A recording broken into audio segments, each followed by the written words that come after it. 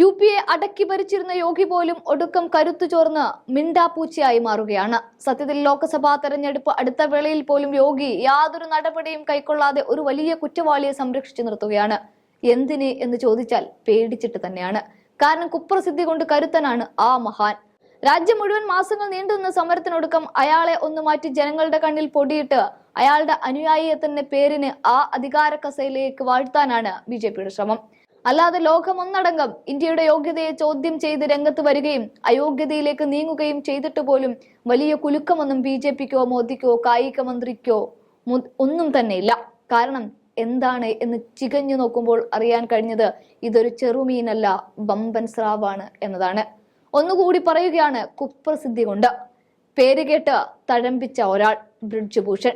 ബിജെപിക്ക് ഒഴിച്ചുകൂടാനാവാത്ത അത്ര അവിഭാജ്യ ഘടകം എന്നാണ് അത്. ലോകസഭയിൽ അയാളിൽ യുപിയിൽ അയാൾക്ക് 6 സീറ്റുകൾ സ്വാധീനമുണ്ട്. യുപി എന്നും ബിജെപിയുടെ ഒരു വോട്ട് ബാങ്കാണ്. അതുകൊണ്ട് തന്നെ തെരഞ്ഞെടുപ്പിന് മാസങ്ങൾ മാത്രം ശേഷിക്കെ ബ്രിഡ്ജ് ഭൂഷണെ പുറത്താക്കിയാൽ അത് ബിജെപിക്ക് വലിയ തിരിച്ചടി സമ്മാനിക്കുമെന്ന് അവർക്ക് ഉറപ്പാണ്. സന്യാസിമാരുമായുള്ള ശക്തമായ ബന്ധവും അയോധ്യ ക്ഷേത്ര പ്രസ്ഥാനത്തിലെ പങ്കും ബ്രിഡ്ജ് ഭൂഷണെ ബിജെപിയിലെ മറ്റ് പല എംപിമാരെക്കാളും ശക്തനാക്കി.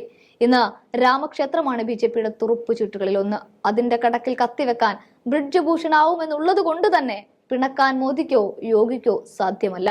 ഇതിനെല്ലാം അപ്പുറത്ത് വലിയൊരു വോട്ട് ബാങ്ക് അയാളുടെ പക്കലുണ്ട്. വ്യവസായം, ഖനനം തുടങ്ങി ധാരാളം ബിസിനസ് സാമ്രാജ്യം കെട്ടിപ്പടുത്ത ഭൂഷൺ സ്വന്തമായി 50 സ്കൂളുകളുണ്ട്. തന്റെ ഓരോ ജന്മദിനത്തിനും വിദ്യാർത്ഥികൾക്ക് സ്കൂട്ടറുകളും പണവും നൽകിക്കൊണ്ട് തന്റെ വോട്ട് ബാങ്കിൽ യാതൊരു പരിക്കും തട്ടാതെ സൂക്ഷിക്കാനും ഈ മഹാനവർകൾക്കറിയാം.